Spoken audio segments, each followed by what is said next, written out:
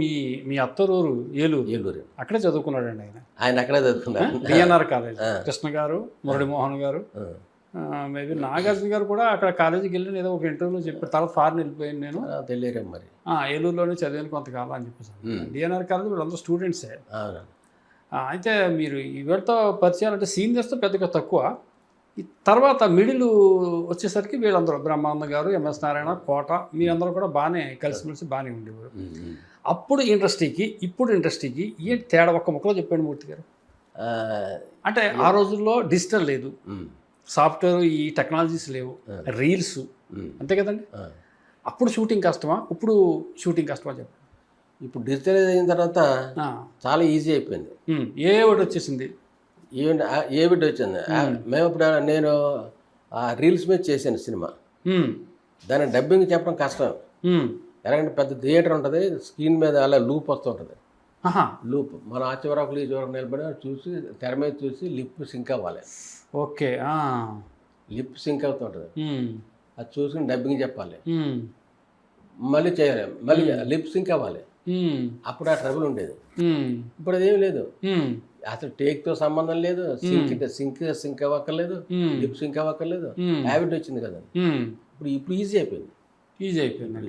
Shooting చేయడం చాలా easy. చాలా టేకులు సింగిల్ టేకులు అయిపోతున్నాయండి ఇప్పుడు సింగిల్ టేకులు అయినా అవ్వకపోయినా డిజిటల్ కదా. అవును, కట్ చెప్తారు, మళ్ళీ చెప్తారు, ఏం వేస్ట్ అవ్వదు.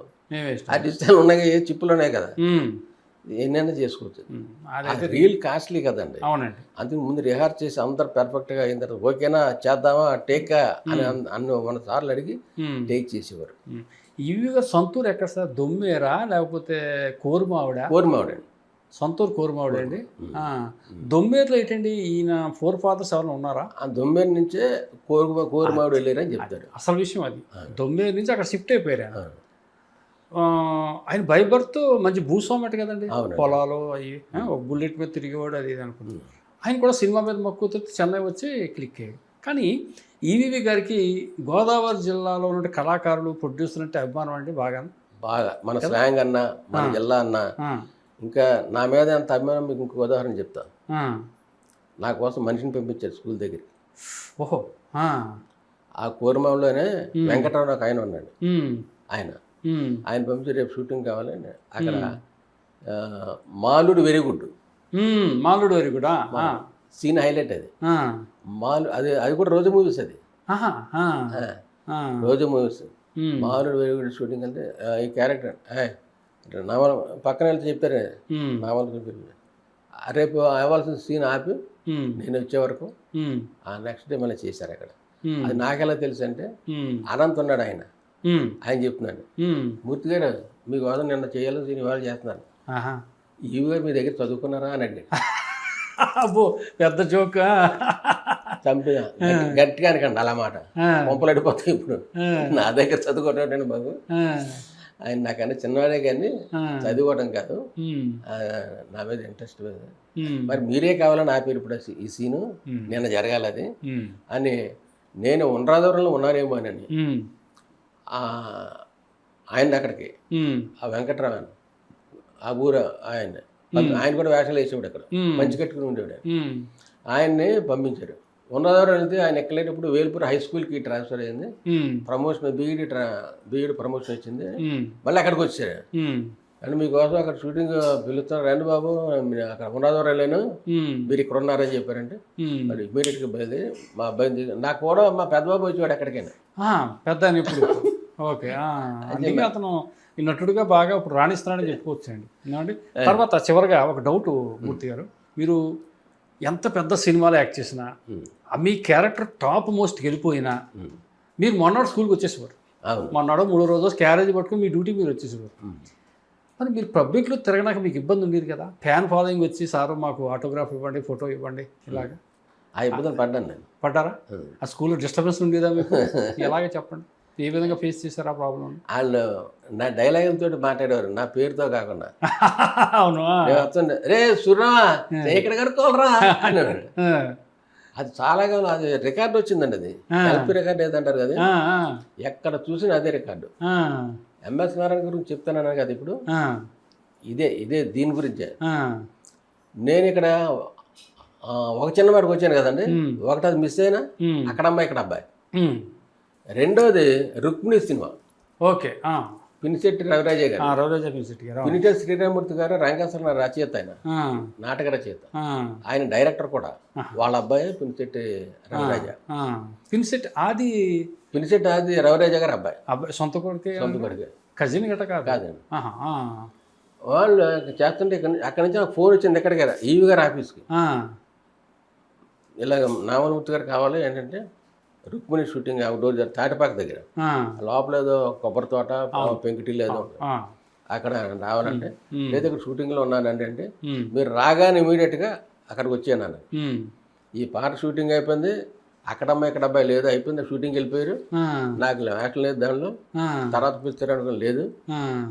ఇంటికి వెళ్ళాను. ఇంటికి వెళ్ళగానే నేను అక్కడికి వెళ్ళాలంటే మా మేనల్లు వారికి స్కూటర్ ఉంది, మరి ఇలా వెళ్ళాలంటే బాబ్జీ నాడు స్కూటర్ వేసుకుని తీసుకెళ్ళాడు. అక్కడికి వెళ్ళాడు, రవిరాజ గారు షూటింగ్ జరుగుతుంది. నేను వచ్చానండి ఇలాగా లాభాలు పెట్టాను. ఓకే ఓకే ఓకే అని కూర్చోబెట్టి అడ్రస్ తీసుకుని, అంటే ఆల్రెడీ ఆ క్యారెక్టర్ కమిట్ అయిపోయారు. ఓకే, వేరే వాళ్ళు కమిట్ అయిపోయారు. సరే అని పిలుస్తారన్నారు కానీ దానిలో చేయలేదు. కానీ ఆ తర్వాత అదే డైరెక్టర్ సినిమాలో షూటింగ్ సినిమా చేశాను, అదే దేవుడు. అండి, దేవుడు బాలకృష్ణ గారి సినిమా, అల్లు రావులేం గారు నేను కాంబినేషన్. ఇప్పుడు ఎంఎస్ నారాయణ గారిది ఏంటండి? ఎంఎస్ నారాయణ గారిది అప్పుడు ఆయన పరిస్థితి ఏంటంటే, ఇదే చెప్తాను నేను ఇందాక మీకు. అక్కడ ఆ తాటిపాక ఊళ్ళో వెళ్తుంటే కాలువగట్టు పక్కన చిన్న లాడ్జ్ ఉంటుంది. ఆ పైన శ్రీరాజ్ అని ఒక కమెడియన్, రాజబాబు గారికి హితుడు, సన్నిహితుడు ఆయన. శ్రీరాజ్ కృష్ణరాజు గారి సినిమాలోను రాజబాబు గారి సినిమాలో ఉండిపోయారు ఆయన. ఈయన ఆ చిన్న రూమ్లోను ఒక మంచం, ఒక చిన్న గది అక్కడ ఉన్నారు. ఎంఎస్ నారాయణ ఇక్కడికి వచ్చారంటే నేను ఆ స్కూటర్ దగ్గర ఆపి మా మేనల్ని పంపించాను. ఆయన దగ్గరికి వెళ్ళి చెప్పరా నామలమూర్తి గారు వచ్చారని వెళ్ళితే, వాళ్ళ చిన్న రైలింగ్ దాని మీద కూర్చొని మాట్లాడుకుంటున్నారు వాళ్ళిద్దరు.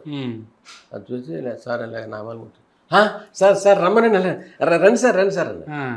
అంటే అప్పుడు అలా ఉంది ఆయన పొజిషన్. అప్పటికే 7 సంవత్సరాలు సెలవు పెట్టి ఉన్నాడు ఆయన. ఓకే, ఆయన టీచర్ అండి, ఆయన లెక్చరర్. లోపలికి తీసుకెళ్ళారు, కూర్చోబెట్టి చిన్న మంచం, చిన్న పెట్టి కూర్చోబెట్టి. ఇప్పుడు నా లైఫ్ అండ్ డెత్కి వచ్చారండి. ఇప్పుడు వరుసగా 5 సంవత్సరాలు 7 సంవత్సరాలు అయిపోయింది. ఇప్పుడు నేను జాయిన్ అయిపోతే నా ఉద్యోగం పోద్ది, లైఫ్ అండ్ డెత్కి వచ్చాను. మీరు అదృష్టంలేండి, ఈవి గారు లాంటి గొప్ప డైరెక్టర్ చేతులు పడ్డారు. ఇవాళ చూడండి ఎక్కడ చూసి అప్పటికే రికార్డ్ వస్తుంది, తాళి సినిమా మా రికార్డులేని అవన్నీ ఎక్కడ చూసినా, ఏ పెళ్ళలో చూసినా మీదే వస్తుంది. ఒరే సూర్యవాసి ఎక్కడ కడుక్కోవాలని అని చెప్పేసి ఇదండి నా పరిస్థితి. అలాంటి ఎంఎస్ అన్న కట్ చేస్తే మా నాన్నకి పెళ్ళి సినిమా ఆయనది 4 సీన్లు 8 సీన్లు. అది రామోజీ ఫిలిం సిటీలో చేసిన ఫస్ట్ పిక్చర్ ఏదయ్యా అంటే మా నాన్నకి పెళ్ళి. ఫస్ట్ 100 days సినిమా ఏదంటే మా నాన్నకి పెళ్ళి. మనకు షీల్డ్ ఇచ్చారు, అవి లైఫ్ లాంగ్ గుర్తుండిపోయే షీల్డ్. అవి గ్రాండ్ ఫంక్షన్. అది ఆయన చిన్న క్యారెక్టర్ని, అంటే అదృష్టం అనేది కోటానే చెప్పింది కరెక్ట్ కదా. ఆయన చిన్న వేషం దానిలో యూరైన్ ఫాదర్గా, ఈయన రైటర్ కదా. చిన్న ఏ రోజు కాదు డైలాగ్ రాసి, సరే ఈ సీన్ ఎలా రాసానంటే అలాగా 14 సీన్లు 11 సీన్లు రాసి ఇచ్చాడు ఆయన ఎప్పటికప్పుడు. ఆయన రాసిన ప్రతి సీన్ ఓకే చేశారు మా గురువు గారు. దాంతో ఎంఎస్ గారు అప్పటి వరకు ఏమన్నారంటే, ఈ సినిమాలో ఎవరంటే ఢిల్లీ గెస్ట్ హౌస్ మేనేజర్ నామాలమూర్తి, ఆ ఇంట్లో వంటవాడమ్మో బట్టల సత్తిగాడు అంటే మల్లికార్జున, వీళ్ళిద్దరితో హైలైట్ అవుతుంది అన్నారు. చూస్తే 14 సీన్లు అలా చేసుకుంటా వెళితే సినిమాకి హైలైట్ ఎవరయ్యా అంటే ఎంఎస్ నారాయణ. లైఫ్లో బ్రేక్ అంటే అదే బ్రేక్ అండి. అక్కడ ఇంకా మళ్ళీ వెనక్కి తిరిగి చూసుకోలేదు ఆయన. 14 సీన్లు చేసాడు అలాగే. 14 సీన్లు కూడా హైలైట్ అయిపోయాయి. ఇంకా హీరోయిన్లు ఆ సినిమా కృష్ణరాజు గారు మేము ఎంతమందికి ఉన్నాను అన్ని ఫుల్ డామినేట్ చేశాడు. ఆయన లైఫ్ టర్న్ అయిపోయింది. ఇంకా మళ్ళీ వెనక్కి తిరిగి ఈవి గారు దర్శకత్వం కాకుండా మిగతా దర్శకత్వం మీకు బాగా పేరు తెచ్చిన సినిమా చెప్పండి, మీ క్యారెక్టర్ ఈవి గారు కాక. మంచి ప్రశ్న వేశారు ఇప్పుడు. ఎందుకంటే అలాగే అందరూ గుర్తుపెట్టుకుని పిలవడం చాలామంది పిలిచారు. దానిలో హరీష్ శంకర్ గారు అండి. అవునా? హరీష్ శంకర్ గారు చెప్పుకోవాలి. ఈవి గారి తర్వాత చెప్పుకోవాల్సిన చాలామంది డైరెక్టర్లు కేఎస్ రవికుమార్ గారు చేశాను, రాయలింగ నరసింహరావు గారు చేశాను, చాలామంది డైరెక్టర్లతో చేశాను నేను. ముత్యాల సుబ్బయ్య గారి సినిమా చేశాను, కేఎస్ రవికుమార్ కాకుండా అలాగే ఇంకా కె నాగేశ్వరరావు గారు, ఇంకా చాలామంది డైరెక్టర్స్తో చేశాను నేను. అయితే హరీష్ శంకర్ గారు సడన్గా ఒక రోజు నేను ఒక సినిమా రామోజీ ఫిల్మ్ సిటీలో చేస్తాను, ఒక ఫోన్ వచ్చింది. ఎక్కడున్నారంటే నేను షూటింగ్లో ఉన్నాను. అప్పుడు ఈ ఫోన్ వచ్చేసింది కదా మొన్న, మీరు హరీష్ శంకర్ గారు రమ్మన్నారు ఒకసారి, ఎంఎస్ రాజు గారు, అది ఎవరైనా ఏ రాజు గారు, హరీష్ శంకర్ గారి సినిమా రామయ్య, దిల్రాజు గారి సినిమా, దిల్రాజు గారి సినిమాకి రమ్మన్నారు. షూటింగ్ అవగానే వెళ్ళాను.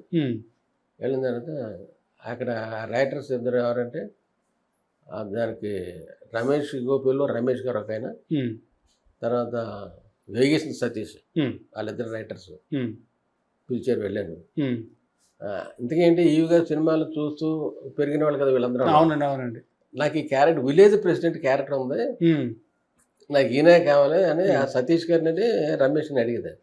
అయ్యో ఈవి గారి క్యాంపస్ నుంచి వచ్చాడు కదా, ఆయన ఎక్కడ ఉన్నాడు ఇప్పుడు అంటే పిలవండి అంటే పిలిచారు. వెళ్ళాను.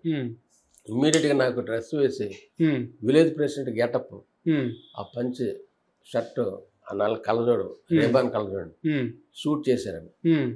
22 రోజులు షూటింగ్ అండి. అవుట్డోర్ ఇక్కడ హైదరాబాదు, ఇంకా అదేదో ఊరు అది తమిళనాడు దగ్గర అవుట్డోర్, అక్కడికి వెళ్ళిపోయారు. నిజంగా లైఫ్లో మర్చిపోకూడదండి హరీష్ శంకర్ గారు, అంత పెద్ద క్యారెక్టర్. సెకండ్ హాఫ్ నుంచి చివరి దాకా హరీష్ జూనియర్ ఎన్టీఆర్. ఆయన ఫస్ట్ పిక్చర్ కూడా నేను చేశాను, అదే విఆర్ ప్రతాప్ గారు అన్న కదా, ఆయన దానిలో కూడా ఆయనే చేయించాడు. అలాగా హరీష్ శంకర్ గారు రామయ్య వస్తావా ఆ క్యారెక్టర్ మంచి పేరు వచ్చింది. మంచి పేరు వచ్చింది, విలేజ్ ప్రెసిడెంట్. తర్వాత హరీష్ శంకర్ గారితో తర్వాత ఎప్పుడన్నా ఇంటరాక్ట్ అయ్యారండి మీరు? మళ్ళీ లేదండి, మళ్ళీ ఏదో దానికి పిలిచారు. అదే ఈ లోపల బాగా ప్రాబ్లం ఇంట్లో కొన్నింటికి వెళ్ళకపోవడం జరిగింది. తర్వాత మీరు మిమిక్రీలో ఒకప్పుడు టాప్, మంచి మిమిక్రీ చేసేవారు కదా మీరు. అంటే హాస్య మిమిక్రీ అని కాకుండా హాస్యవలర్ అని మా మళ్ళా సూర్యన్ గారు అన్నాను కదా, ఆ రోజులు 3 గంటల నాటకం చూసేవారండి. టీవీలు లేవు కదా. అవునండి, అవునండి. అయిన తర్వాత ఆయన మూర్తి మేస్టర్ ఇప్పుడు కామెడీ చేశారు కదా, ఆయన హాస్యవలర్ చేస్తాను, మీరు అందరూ చూస్తారు అంటే చేస్తారు అంటే మేము చూస్తాం అందరూ కూర్చుని పోయారు. 3 గంటల నాటకం చూసిన తర్వాత హాస్యవల్లర్ అని ఎవరండి? హాస్యవల్లర్. అప్పుడు ఏంటి మీరు ఏం చేశారు హాస్యవల్లర్లో? హాస్యవల్లర్లో ఈ ట్రైన్లో వాళ్ళు జనరల్ గా మనం చూసే కామెడీ అవి చేసేవాడిని. తర్వాత సినిమాలో వచ్చే ట్రైలర్స్ అవి వాటి గురించి అలా చెప్పేవాడిని. అలా చెప్తే ఈ కమెడియన్స్ ఎవరిదైనా మిమిక్రీ చేసేవారు ఆ రోజు? లేదండి, నాకు ఎస్వి రంగారావు గారు అంటే బాగా ఇష్టం. అవునా? ఆయన వాయిస్ ఇంచుమించుగా చాలా మంది చేస్తారు కానీ నాకు బాగా చేసేవాడిని. అలాగే నాగభూషణం గారు, ఉషశ్రీ గారు ఒకటి చేసేవాడిని. ఈ ముగ్గురు టాప్ అండి డైలాగ్ డెలివరీలో. మీరు చెప్పిన ముగ్గురు కూడా నిజంగా దిగ్గజాలండి వాళ్ళు. చేస్తుంటే నాకు బాగా ట్రైనింగ్లో ఉండగానే ఒకసారి చేశాను. అది సహజ కాలుగడ్డగా ఏమిటిది, నీవు సగసిందు కూర్చున్న రాజులను చెరగొట్టు తెచ్చిరావు కదా, వారి మణిమణి కిరీటం చెరగొట్టు చేయించినాను నీ పాదపేటి. ఆహురే సహజ ఆహురే, నా ప్రతాప చిహ్నం వరకు చావును లేని జడపదార్థం వచ్చి కండలు వెండిగా తిరిగి పతుకరించి పోతరించిన ప్రతి వీరుని వెన్నెముక నా పాదపేటి కావాలి. అప్పుడు కదా నా మనమురు శాంతి. ఎక్సలెంట్ అండి. అందరూ చాలా మెచ్చుకున్నారు, ఎస్వరం గారు అలా దింపేస్తున్నారు. నాకు ఇంకా ఇన్స్పిరేషన్ ఎవరంటే కొంగర జగ్గయ్య గారు. ఆయన బేస్ వాయిస్ ఆయన. ఫస్ట్లో ఆయన ఆకాశవాణిలో ఆకాశవాణి అదే వార్తలు చదువుతున్నది కొంగర జగ్గయ్య అని ఎప్పుడు వచ్చేదంట మా చిన్నతనంలో. అది మాకు తెలదండి అది. అది తెలియదు. ఆ సినిమాలోకి వచ్చిన తర్వాత నాకు బాగా నచ్చింది. శివ గణేషన్ గారికి డబ్బింగ్ చెప్పేవాడు ఆయన. ఆయన వాయిస్ ఒకటి చాలా నాకు బాగా ఇష్టం. అది కూడా కొంగర జగ్గయ్య గారు. జానకి, నాకు తెలుసు జానకి, నీ హృదయం ఎంత తెయ్యనిదో, నీ మనసు ఎంత మెత్తనిదో నాకు తెలియంది కాదు జానకి. 20 సంవత్సరాలు గౌరవుడిలో క్రూర మృగంలా తిరిగాను. 20 రోజులు కఠినమైన కారాగార శిక్షణ అనుభవించాను. నీ ఇంటికి వచ్చి 20 నిమిషాలు అయిందో లేదు, నన్ను ఎక్కడా బ్రతకనివ్వటం లేదే.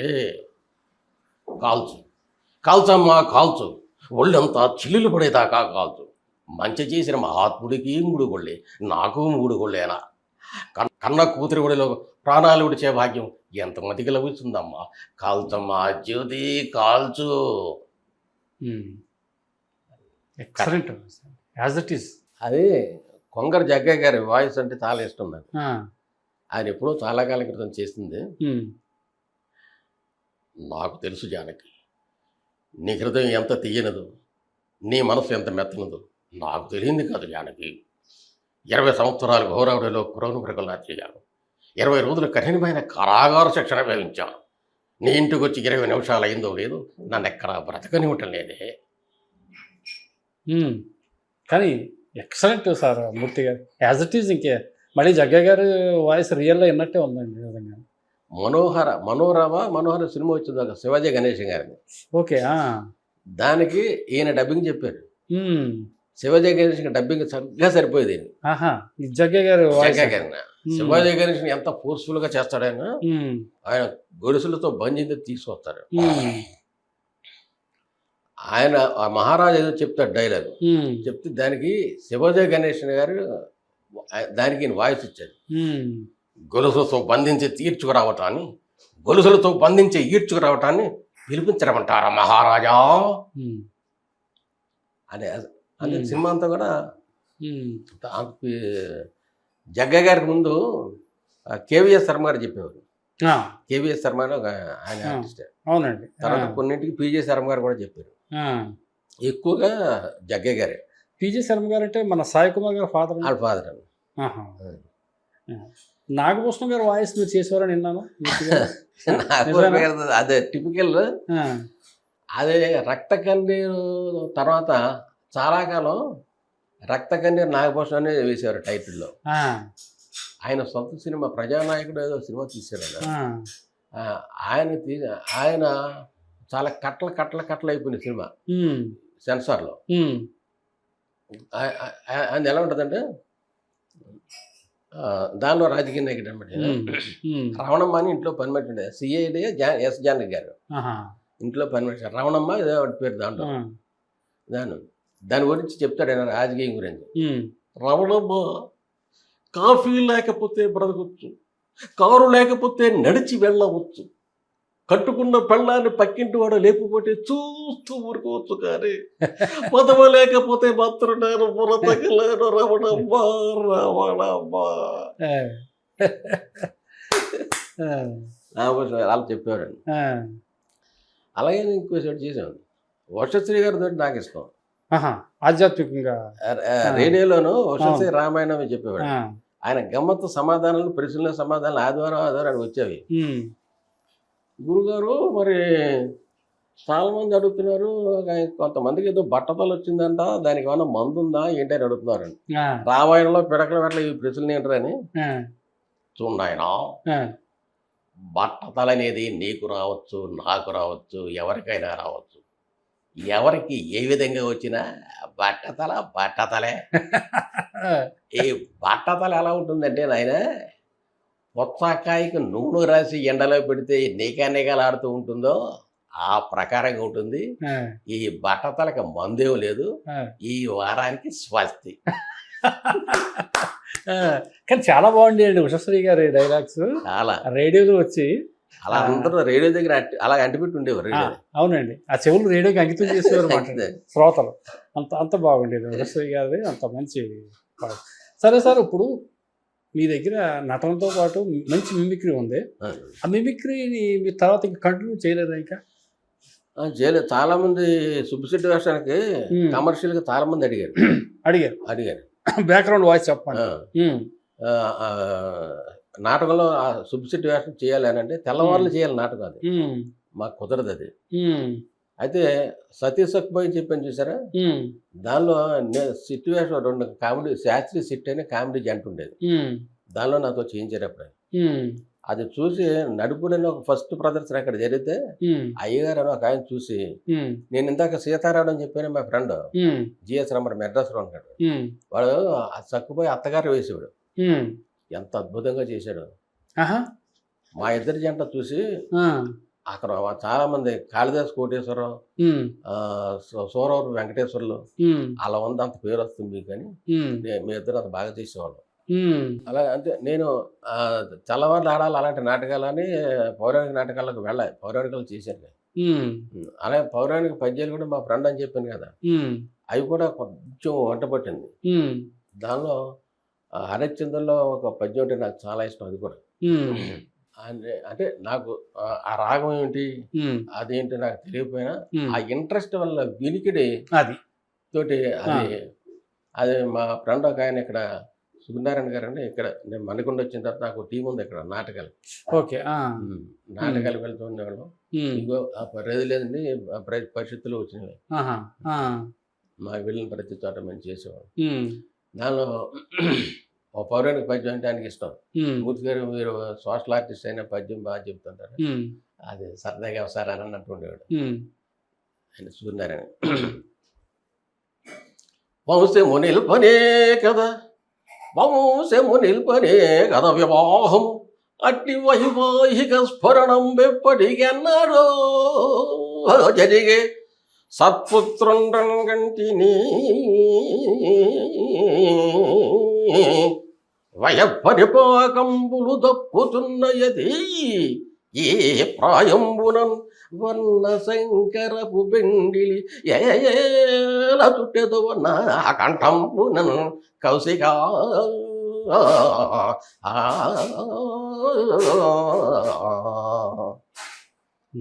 సూపర్ అండి. అదేం రాగో ఏమిటో శృతి ఇలా తెలియదు, కానీ ఆ ఇంట్రెస్ట్ మా ఫ్రెండ్ వల్ల కలిగింది. అలా పౌరాణాలు కూడా సతీ సక్కుబాయి చేశాను, సతీ సుమతి జనార్దన్ టీంలో చేశాను, మధ్య మధ్యలో చేస్తుండేవాడిని. కామెడీ అన్ని కామెడీ, కానీ ఇలాంటి పద్యాలు ఉండవు తక్కువ. అంటే మూర్తి గారు ఇప్పుడు మీరు రిటైర్మెంట్ లైఫ్ సినిమాలు చాలా మట్టుకు చేశారు, ఇప్పుడు కొత్త ప్రాజెక్టులు ఏమైనా ఉన్నాయా? మూవీస్ ఉన్నాయి, చాలా మంది పిలుస్తుండే కానీ నేను వెళ్ళట్లేదు. అవునండి, ప్రస్తుతానికి గ్యాప్ తీసుకున్నాను, నాకు కొంచెం ఇంట్లో ఇబ్బంది ఉంది, నా మిస్సెస్ బాగుండలేదు అని చెప్పేసి స్మూత్గా రిజెక్ట్ చేస్తున్నాను అంతే. తర్వాత చేసే ఆలోచన ఉందండి? తర్వాత అంటే ఇంకా నీకు పెద్దగా ఇంట్రెస్ట్ ఏమి లేదండి. మా పిల్లలు కూడా డాడీ చేశారు కదా, ఇంచుమించు 200 సినిమాల దాకా చేశారు కదా, ఇంకెందుకు మీరు రెస్ట్ తీసుకోండి అని అంటున్నారు. చూద్దామండి. ఈ ఖాళీ సమయంలో ఎప్పుడైనా రంగస్థానానికి ఏదన్నా సరదాగా వెళ్తున్నారా? ఇక్కడికి వచ్చిన దగ్గర నుంచి కూడా నాకు ఇక్కడ పులకొండ నాగేశ్వరరావు మా ఫ్రెండ్ వాడు, నేను మొట్టమొదట పరిస్థితికి డైరెక్ట్ చేసింది ఏక్ దిన్ కా సుల్తాన్ 1977లో 79లో. అప్పుడు నా కాంపిటేటర్ పులకొండ నాగేశ్వరరావు అతను, ఆయన ఇక్కడే ఉంటున్నాడు, కైకేలి సత్యనారాయణ గారికి మేనల్డ్ అవుతాడు ఆయన. ఆయన ఇక్కడ ఉంటే ఇక్కడ లోకల్గా సెక్రటరియట్లో పనిచేసిన ఎంప్లాయీస్ రిటైర్ అయిన వాళ్ళు వెళ్తే వాళ్ళతో చేస్తుంటే మూర్తి గారు వీళ్ళందరూ సరదాగా చేస్తారంటే నాకు నాటకంటే ఇంట్రెస్ట్ కదా, చేస్తానని. చివరిగా మూర్తి గారు, మీరు ఇంత సక్సెస్ఫుల్ లైఫ్ని మీరు ఎంజాయ్ చేశారు కదా, ఎవరైనా ఎప్పుడైనా పాలిటిక్స్ రెండైనా ఏమైనా ప్రశ్నించారా మిమ్మల్ని? లేదు, నాకు అసలు నాకు సరిపడింది ఏంటంటే పాలిటిక్సే. అవునా? అసలు మీరు దాని జోలికి వెళ్ళనండి. ఆ సబ్జెక్ట్ మా సినిమా అక్కడ ఉద్యోగం చేసేటప్పుడు కూడా చాలామంది మాకు ఏపీటీఎఫ్ యూటీఎఫ్ ఇలా యూనియన్లు ఉన్నాయి. అవునండి, యూటీఎఫ్లో మొట్టమొదటి ఉన్నది ఏపీటీఎఫ్. దానిలో నేను మెంబర్ లేదు, దానిలో నన్ను ప్రెసిడెంట్గా సెక్రటరీగా ఉండమని అన్నారు. నాకు సరిపడింది అది, నాకు ఇష్టం ఉండదు అని చెప్పి యూనియన్లే తిరగలేదు, ఊరి సభ్యత్వం వాళ్ళు కూడా నేను ఎంకరేజ్ చేసేవాడిని వాళ్ళందరినీ. మీరు అనేక గ్రామాల్లో స్కూల్ టీచర్గా పనిచేశారు, గ్రామస్తుల సహకారం ఎలా ఉండేది మీకు? చాలా మెచ్చుకునేవారండి. ఎన్ని గ్రామాల్లో పనిచేశారు లెక్క అని చెప్పగలరా? చాలా నేను తక్కువ, ఎందుకంటే నన్ను ఎక్కడైతే టీచర్గా వేశారో అక్కడే మకాం పెట్టేవాడిని. అది లోకల్గానే ఉండేవాళ్ళు. లోకల్గానే ఉండండి. మీ పిల్లల్ని కూడా గవర్నమెంట్ స్కూల్లో చదివించుకున్నారు? నా దగ్గర నా స్కూల్లోనే గవర్నమెంట్ స్కూల్లో చదివారు నా ముగ్గురు పిల్లలు కూడా. అంతే, ఎవరో కార్పొరేట్ కాలేజీలు స్కూల్స్ లేదు. ఫస్ట్ కామర్ 10 సంవత్సరాలు. అక్కడి నుంచి నన్ను కావాలని నేను చెప్పినగా నటరాజు కలాం తల్లి దయ వల్ల నన్ను అక్కడికి తీసుకెళ్ళారు. అక్కడ నుంచి తణుకులో 5 years చేసాం.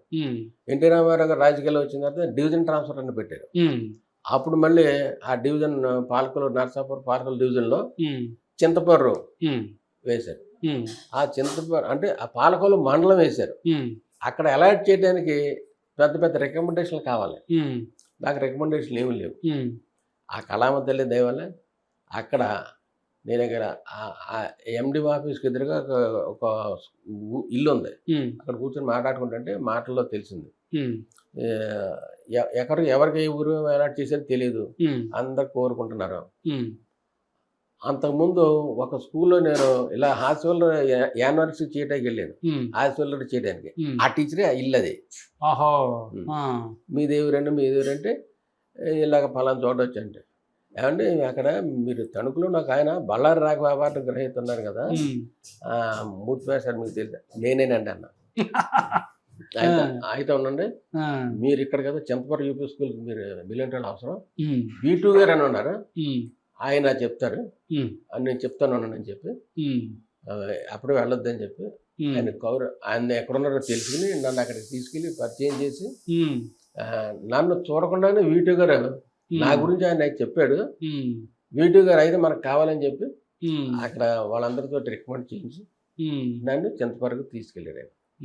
అదే అంటే ఆ కళామ తల్లి వల్ల నన్ను అక్కడ తీసుకెళ్ళేదాన్ని అనుకుంటాను నేను. అక్కడ లేకపోతే అక్కడ చింతపర్రు స్కూల్లో ఎప్పుడు ఆ గ్రామ సర్పంచుల మీద ఇబ్బంది రాలేదండి? ఈయన షూటింగ్కి వెళ్తాడు, స్కూల్కి వస్తాడు, ఆ ఇబ్బంది ఏమి మీరు క్రియేట్ చేయలేదు ఇప్పుడు పొలిటీషియన్స్ తోటి? ఎప్పుడు లేదండి, ఎప్పుడు లేదు. అందరూ గౌరవించారు, అందరూ చక్కగా. చివరిగా సార్, యువత, నేటి యువత 2-3 రకాల వ్యాపకాలు పెట్టుకుంటున్నాడు. వ్యాపారం అంటాడు, ఉద్యోగం అంటాడు, ఫ్యాషన్ అంటాడు, అది అంటాడు, ఇది అంటాడు, ఇది అంటాడు. ఫైనల్గా చూస్తే అటు ఫెయిల్ అవుతున్నాడు. నేను మీతో మాట్లాడిన ఒక 2 గంటల సమయంలో నాకు అర్థమైంది ఏంటంటే, మీరు త్రిపాత్రాభినయం నిజ జీవితంలో చేశారు, ట్రిపుల్ ఇంజిన్ సక్సెస్ఫుల్గా సాధించుకున్నారు. మీరు సాధించారు, మీ పిల్లలు కూడా ఓ స్టేజ్కి తీసుకెళ్ళిపోయారు. మీ మనవలు కూడా అమెజాన్ లాంటి మంచి మంచి కంపెనీలు మీ మనవరాలు ఉద్యోగాలు చేస్తున్నారంటే మీ స్ఫూర్తి, మీరు ఇచ్చిన ప్రోత్సాహం, మేడం గారు అనుకుని నడిపినటువంటి ధైర్యం, ఇవన్నీ కూడా. నేటి యువతకి మీరు ఏం చెప్పదలుచుకున్నారో 2 నిమిషాలు చెప్పండి సార్ చివరిగా. యువతకి మనం చెప్తే చెప్పాల్సిన అవసరం లేదు. ఇప్పుడు అంటే మీడియా వచ్చింది కదండి. ఇప్పుడు ఇదివరకు స్కూల్లో టీచరే చెప్పాలి, ఏదైనా ఆ ప్రాబ్లం సాల్వ్ చేయాలని టీచరే చెప్పాలి. లేదా ప్రైవేట్లోకి వెళ్ళి ప్రైవేట్ మాస్టర్ దగ్గర చెప్పించుకునేవారు. ఉపాధ్యాయుడే మార్గదర్శకంగా ఉన్నాడు. ఇప్పుడు ఏం అక్కర్లేదు, అరచేతిలో ప్రపంచం వచ్చేసింది. ఏ డౌట్ వచ్చినా టక్ మన కొడుతున్నారు. సోషల్ మీడియా ఉందిగా. అంచేత మనం ఎవరికి ఏం చెప్పక్కర్లేదు, వాళ్ళే మనకు చెప్పేలా ఉన్నారు. మనం చెప్పేది చాదస్తలా ఉంటుంది. అంచేత ఎవరికి వాళ్ళే నిర్ణయించుకుని పైకి వెళ్ళగల కెపాసిటీ అందరూ యువతలోనే ఉంది. ఆలోచించుకునే శక్తి వాళ్ళలో ఉంది. అయితే వాళ్ళు వెళ్ళే నిర్ణయించుకునే దారి మంచిదై ఉంటే ఏదైనా సాధించగలరు. తీసుకునే స్టెప్ మంచిదే ఉంటుంది. Okay sir, thank you sir, thank you very much అండి. సార్, మూర్తి గారు తేనె మనసుల సినిమాలో కృష్ణ గారితో సమానంగా నటించారు GSR మూర్తి గారు. వాళ్ళ అబ్బాయి తోటి మీరు ఇద్దరు కలిసి బాగా ఈ మధ్యకాలంలో మంచి బాండింగ్తో ఉన్నారని తెలిసింది. ఏంటంటే ఆ వ్యవహారం ఏంటి అసలు? కృష్ణ గారి సినిమాలో ఫాదర్ క్యారెక్టర్ చేశారండి వాళ్ళ GSR మూర్తి గారు అని. తేనె మనసుల సినిమాలో యాక్ట్ చేశారు. తేనె మనసుల సినిమాలో. ఓకే. ఆయన కృష్ణ గారు ఫస్ట్ పిక్చర్ అది. అవును. దానిలో GSR మూర్తి గారు అని ఆయన మంచి క్యారెక్టర్ చేశాడు. తర్వాత కృష్ణ గారి సినిమాలో కొన్నింటిలో ఫాదర్గా, అలాగే మాధవి చంద్రమోహన్ చేసిన సినిమాల్లో ఫాదర్గా మంచి సినిమాలు చేశారు ఆయన. ఇప్పుడు ఆ పరిషత్ ఆయన లేరు, ఆయన పేరు మీదుగా పరిషత్ పెట్టారు ఒకసారి. నేను అప్పుడు కాంపిటేటర్గా వెళ్ళాను మోన్ యాక్షన్. ఓకే. మోన్ యాక్షన్ కాంపిటేటర్గా వెళ్ళా. అప్పుడు మన కోటన్న కోట శ్రీనివాసరావు సుబ్బరాయ శర్మ గారు హుష్కాకిన నాటికి తీసుకొచ్చారు. ఆహా. అప్పుడు చూశాను నేను ఆ. కోట శ్రీనివాసరావు ఆ. సుబ్బరాయ శర్మ నాటికి చూశాను. ఆ. దానిలో బెస్ట్ యాక్టర్గా సుబ్బరాయ శర్మ గారికి ఇచ్చారు అప్పుడు. ఓకే. ఆ. ఇప్పుడు ఆయన లేరు కానీ జిఎస్ఆర్ మూర్తి గారు వాళ్ళ అబ్బాయి ఇక్కడ దిల్సుకునగర్లో ఉంటారు. ఓకే. ఆయన మంచి డైరెక్టర్. డైరెక్షన్ అండి, నాటకం డైరెక్షన్ ఆ చేశారు. డైరెక్షన్ చాలా చేశారు ఆయన. ఆయన తెలిసి నన్ను పిలిచారు సార్. ఓకే. ఇలాగ మీరు చేస్తారని తెలిసింది నాకు, ఆ. మా టీంలో చేస్తారంటే. ఆ. అప్పటికి నాకు ఇక్కడ టీం ఉంది, ఎక్కడ మణికొండలో మణికొండలో టీం ఉంది. ఆ. ఎవరంటే నేను ఇందాక చెప్పాను పులకొండ నాగేశ్వరరావు అని. ఆయన నా కాంపిటేటర్ 79లో. ఓకే. స్టూడెంట్ అతను. ఆహా. నేను జంజాలి గారిది చాలా ఫేమస్ నాటిక కొట్టి నేను డైరెక్ట్ చేశాను. సబ్ జూనియర్స్ తోటి తీసుకెళ్ళి ఆ నాటిక. అప్పుడు అతను ఓ నాటిక వేవర్ నుంచి వాళ్ళు వచ్చారు. ఆయన ఇక్కడ ఉన్నాడు చాలా కాలం. ఆయన ఇక్కడ లోకల్గా రిటైర్ అయినటువంటి వీళ్ళు ఉన్నారు కదా, సెక్రటరియట్ ఎంప్లాయీస్, వాళ్ళతో చేస్తున్న మూర్తి గారు మీరు చేస్తారంటే నాకు నాటకాలంటే ప్రాణం కదా నీకు తెలుసా, చేద్దామని. దానిలో అలాగా ఆయన డైరెక్షన్లో కొన్ని చేసాం. పాపం ఈ లోపల ఆయనకి అనారోగ్యం వచ్చి భీమవరం వెళ్ళిపోయాడు. ఎవరో జిఎస్ఆర్ మూర్తి గారు అబ్బాయి? కాదండి, ఈయన మన పులకొండ నాగేశ్వరరావు వెళ్ళిపోయాడు. ఓకే. ఇక్కడ పులకొండ నాగేశ్వరరావు వెళ్ళిన తర్వాత డైరెక్షన్ బాధ్యత నా మీద పడింది. ఓహో. అంతకుముందు నేను అక్కడ డైరెక్ట్ చేశాను. తర్వాత ప్రహ్లాద్ సత్యనారాయణ గారి టీంలో ఆయన నన్ను చూసి నాకు డైరెక్షన్ చెప్పాడు, అక్కడ చేశాను. షుగర్ ఫ్యాక్టరీలోనూ ఒక టీం ఉంది, వాళ్ళకి డైరెక్ట్ చేశాను. టెలిఫోన్ ఎంప్లాయీ కృష్ణ క్లబ్లో ఉంది, వాళ్ళకి డైరెక్టర్గా అక్కడ వాళ్ళకి కొన్ని చేసేవాడిని. ఇక్కడికి వచ్చిన తర్వాత ఆ అనుభవంతో చేయమంటే చేశాను. ఇక్కడ మంచి టీం ఉంది, కానీ వీళ్ళు సరదాగా వేస్తుంటాక ఓకే, కానీ పరిషత్ స్థాయికి కాదు. అయితే ఇక్కడ నాకున్న ఎవరంటే మునిరత్నం గారు అని ఒక ఆయన ఉన్నాడు, నాకు ఆత్మీయులు. ఆయన తర్వాత చెప్పుకోదగ్గ వాళ్ళు ఎవరంటే సూర్యనారాయణ గారని.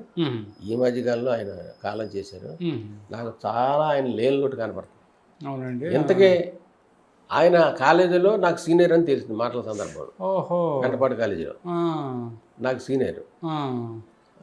ఆయన ఒంట్లో బాగా మంచి చేశారు. నాకు ఎంత ఆత్మీయుడు అంటే ఆయనతో రామదాస్ ఏకపాత్ర నేను చేయించాను పరిషత్తులో. అప్పుడు జిఎస్ఆర్ మూర్తి గారు అబ్బాయి ఇక్కడ చేస్తున్నాం కదా, జిఎస్ఆర్ మూర్తి గారు అబ్బాయి ఇది చూసి మీరు అక్కడ చేస్తున్నారా మా టీంలో చేయండి అని అంటే, సరేనంటే దూరం ఉందేమంటే అలా చేస్తారని ఇక్కడ నెట్ల శ్రీమూర్తి గారు ఇలా పెద్ద పెద్ద ఆర్టిస్టులు అందరూ సరదా చేస్తారు, మీరు కూడా చేయండి అంటే ఓ నాటికలో సరదా చేశాను. ఏ నాటిక అండి అది? ఈ మంచం నాది కాదు. ఓకే. అందులో మీది కీ రోలా? చిన్న ఒక 2 సార్లు వచ్చే క్యారెక్టర్ మీరు మీ క్యారెక్టర్ కాదు, కానీ అయినా సార్ నా కోసం చేయాలి సార్ అని రిక్వెస్ట్ చేశాడు. సరే అన్న. ఈ నాటకం రిహార్సల్ అప్పుడు దీనిలో ఒక మెయిన్ క్యారెక్టర్ హీరో వేషం చేసే క్యారెక్టర్కి ఏదో అవంతరాలు వచ్చినాయి. ఫోన్ చేసి అన్నాం కానీ మూర్తి గారు మాస్టర్ అంటాను నేను, ఇది ఆగిపోతుంది పలానా దానిలో ఇబ్బంది వచ్చింది అని అంటే, ఆగిపోవడానికి వీల్లేదు, నేను చేస్తాను. ఏం క్యారెక్టర్ అంటే హీరో క్యారెక్టర్. ఆయన ఏంటి సార్ ఈ వయసులో మీరు హీరో, మీరు నన్ను తెర మీద చూశారు కదా, స్టేజ్ మీద చూడలేదు కదా. నేను కామెడీ హీరోగా నేను వన్స్ అపాన్ ఎ టైం చేశాను, best comedian, best hero, best actor ఎన్నో వచ్చినాయి అంటే, చూసిన తర్వాత మీకు నచ్చితే చేద్దాం లేకపోతే లేదు. ఆయన చేశాను, నా మూమెంట్స్ నేను చేసి అడిగి మీరే చేయాలి సార్ ఈ క్యారెక్టర్ చేద్దామని. ఆగిపోయే నాటిగా మళ్ళీ నా వల్ల మళ్ళీ నేను అదే చేద్దాం అని అనుకునేటప్పటికి ఇంకొక ఆయన ఎవరు నేను చేస్తానంటే, సరే చేస్తానంటాడు కదా నా మీద కుర్రాడు కాబట్టి అయితే చేయించండి అన్న. ఒక చిన్న గెస్ట్ రోల్ అది 2 సార్లు ఎంటర్ అయ్యే క్యారెక్టర్ ఉంటే చారాయ్ గామసాబులో నేను చేశాను. ఆ తర్వాత మళ్ళీ అదే హీరో క్యారెక్టర్ మళ్ళీ నాతో చేయించాడు 2 సార్లు చేశాను హీరోగా. అలాగే ఆయనతో జర్నీ అయింది. ఆయన వల్ల నాకు మంచి బెస్ట్ ఫ్రెండ్ దొరికాడు ఆ నాటకంలో. నాకు ఎవరంటే నేను అల్లుడు, ఆయన మావ. సీతారామ స్వామి గారు అని ఈస్ట్ గోదావరి అయింది. ఆ సామర్లకోట దగ్గర విలేజ్ అయింది. సామర్లకోట దగ్గర సీతారామ స్వామి గారు అని మంచి ఆర్టిస్ట్ అండి. ఆయన అక్కడ పరిషత్ కూడా నడుపుతూ ఉంటాను. ఆయన నాకు మంచి బెస్ట్ ఫ్రెండ్ అయిపోయాడు. ఆయన రాంబాబు గారు అంటాం ఆయన. ఆయన నాకు బెస్ట్ ఫ్రెండ్ ఆయన. అలాగా ఆయనతో జర్నీ జరుగుతుంది. ఏదో మధ్యలో మధ్యలో మళ్ళీ గ్యాప్ వచ్చి చేయాలంటున్నారు, చేద్దామని అంటున్నారు. కాలక్షేపం అయితే ప్రశాంతంగా నాటరంగం మాత్రం వదలలేదు. మీ నచ్చిన రంగాన్ని మీరు పెంచి పోషించుకుంటున్నారు ఒకలో చెప్పాలంటే. అయితే ఆవిడ పొద్దుటిల్లి సాయంత్రం వచ్చేది కాబట్టి వెళ్ళొచ్చాను అని పర్మిషన్ ఇచ్చారు మేడం గారు. ఓకే సార్, థ్యాంక్ యూ అండి, థ్యాంక్ యూ. మూర్తి గారు, మీ నట జీవితంలో మీకు బాగా గుర్తుండిపోయే అవార్డ్స్ చెప్పండి సింపుల్గా. రంగస్థల జీవితంలో నాకు అన్ని అవార్డులు తెచ్చిపెట్టింది బండబ్బాయి అని. అవునా? దానికి నాకు బాగా గుర్తుండేది ఏంటంటే బళ్ళారి రాఘవ అవార్డు జమున గారి చేతులు పెట్టి తీసుకోవటం. చాలామంది కామెడీకి ఫస్ట్ ఇవ్వరు, అసలు మన నవరసాల్లో ముఖ్యమైనది మనకి కామెడీ. అలాంటి కామెడీని కన్సోలేషనో థర్డో సెకండో ఇలాగెత్తూ ఉంటారు. కానీ కొంతమంది కంపల్సరీగా దాన్ని కూడా మనం ఫస్ట్లో పరిగణించాలి అని చెప్పి అలా ఇచ్చిన వాటిలో రాజమండ్రిలో కళాజ్యోతి వారు నిర్వహించిన బళ్ళారి రాఘవ శత జయంతి సందర్భంలో ఇచ్చినటువంటి అవార్డు బళ్ళారి రాఘవ అవార్డు అందుకోవటం ఒకటి. తర్వాత ఎన్ఆర్ నంది గారు అనేటప్పటికి మనకి సీరియస్ రైటర్ పున్నమ్మరావు ఆ సినిమాలకి, లేకపోతే ఆంధ్రజ్యోతిలోనూ థ్రిల్లర్ సీరియల్ రాయటం ఉండేవి. ఆయన జడ్జిమెంట్ అక్కడ ఆగస్టు 15కి నిడదోల్లో పెద్ద భారీ పెడితే అందరూ కూడా హేమహేమలు వచ్చారు దానికి. అందరూ ఫస్ట్ సెకండ్ తీసుకునే వాళ్ళే. వెళ్తే నేను బండాబాయ్ చేశాను అక్కడ. నా జీవితంలో మర్చిపోలేము. 12 కమలాలు, పెద్ద షీల్డ్ 12 కమలాలు. ఓకే, అది ఫస్ట్ ప్రైజ్. అక్కడ పిలుస్తున్నారు. మొదటి బహుమతి బండబ్బాయి వైవిఎన్ మూర్తి కోమర్రు అని చదివేపటికి నా పక్కన లక్కీశెట్టి నాగేశ్వర సినిమాలో చేస్తుంటాడు అతను సెకండ్ అనమాట. నేను ఇలా చూస్తున్నా, మూర్తి నిన్నే అన్నాడు. గబగబా పరిగెట్టుకెళ్తే మొయిలో జవాద్ రామారావు గారి దగ్గరుండి ఆ షీల్డ్ పట్టుకుని నన్ను ట్రైన్ ఎక్కించాడు మళ్ళీ. అది అది ఇంకోటి ఏంటంటే బిహెచ్ఎల్లో స్క్రూటినీ అంటే ఏకపాత్ర అభినయాలకు స్క్రూటినీలు ఉండవు. కానీ బిహెచ్ఎల్లో నిర్వహించినటువంటి ఏకపాత్రలకు అప్పుడు నాటికలు ఏకపాత్రలు మే నెలలో పెడతారు. స్క్రూటినీలో సెలెక్ట్ అయిన దానికి 75 రూపాయలు ఎంతో ఇస్తారు, మనకు సరిపోతాయి. మళ్ళీ ఫస్ట్ సెకండ్ ఇస్తారు. మళ్ళీ వాళ్ళకి 11 రోజులు ఎన్నో జరిగితే వాళ్ళకి కావాల్సిన 11 ఏకపాత్రలు ఎన్నో ఉన్నాయి. 100 ఏకపాత్రలు వచ్చినాయి వాళ్ళకి. 100కి స్క్రూటినీ చేశారు. గట్టయ్య అని ఆయనకి కల్చరల్ సెక్రటరీ అంటే అప్పుడు ఆయన వచ్చాడు స్క్రూటినీకి. నేను అప్పుడే పాలూరులో మోర్ యాక్షన్ కాంపిటీషన్ చేసి నాకు ఆ ప్రైజ్ వచ్చేస్తుంది. అది తీసుకుని అక్కడ మా ఫ్రెండ్ దగ్గర కూర్చున్నా. ఎక్కడ అడ్రస్ అంటే ఇచ్చారు అడ్రస్. మారుతి భాస్కర్ శర్మ అని ఆయన ఆ డాక్టర్ వాళ్ళ ఇంటి దగ్గర ఉన్నానంటే ఆయన అక్కడికి వచ్చాడు స్క్రూటినీకి. చూశాడు. ఆయన ఒక మాట అన్నాడు, మరి ఒకవేళ నన్ను సెలెక్ట్ చేస్తే హైదరాబాద్ వస్తారు నిజంగా మీరు అన్నాడు. వస్తారన్నాడు. మేము పరిషత్ అంటే పరిషత్తులో జరపం, అదొక పెద్ద సంబరంలో ఉంటుంది. 10,000 మంది ఆడియన్స్ ఉంటారు అంటే నేను నవ్వాను. 10,000 మంది ఆడియన్సా? ఏంటి సార్ నవ్వుతున్నారు ఏంటి అన్నాడు. 10,000 మంది ఆడియన్స్ ఏంటంటే అది ఓపెన్ ఎయిర్, లోపల థియేటర్ ఉంటుంది. ఈ పరిషత్ ఓపెన్ ఎయిర్ థియేటర్ ఉంటుంది. అది 3 వరుసల్లో ఉంటుంది మాకు ఆడియన్స్. మా బిహెచ్ఎల్కి సంబంధించిన ఎంప్లాయీస్, ఫస్ట్ ఆఫీసర్స్, తర్వాత ఎంప్లాయీస్, ఆ తర్వాత ఆడియన్స్. కన్సూమ్ మేరలో 10,000 మంది ఉంటారంటే ఒకవేళ సెలెక్ట్ అయితే మీరు చూస్తారుగా అన్నాడు. సెలెక్ట్ అయింది. మన వెస్ట్ గోదావరి నుంచి నన్ను లక్కీశెట్టి నాగేశ్వరరావు సెలెక్ట్ చేశారు. ఇంకా ప్రొద్దుటూరు నుంచి దుర్యోధన్ చాలా మంది 11 మంది సెలెక్ట్ చేశారు. వెళ్తే ఇక్కడ వైజాగ్ నుంచి కృష్ణ చైతన్య అని ఆయన ఎవరు డైరెక్టర్ గారి సినిమాలు ఎక్కువగా సినిమాలు చేస్తుంటాడు చేసేవాడు వైజాగ్. పాలకొల్లు పరిస్థితుల్లో ఆయన నాకు ప్రైజ్ ఇవ్వడానికి జడ్జెస్ కొట్టుకున్నారు. ఫస్ట్ సెకండ్ కన్సలేషన్ థర్డ్ ఇస్తామని. దానిలో ఒక జడ్జి అయినా ఆ కృష్ణ చైతన్య నాటక పోటీలు ఓ నాటికి వచ్చాడు. అదే రోజున నా మోనో యాక్షన్.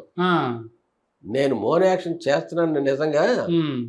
అప్పుడు ఎలాగుంటుందంటే అప్పుడు బిహెచ్ఎల్కి ఇప్పుడు బిహెచ్ఎల్కి చాలా తేడా ఉంది. అప్పుడు 10,000 మంది ఉన్నారు. నిజంగా ఆయన చెప్పినట్టు కరెక్టే.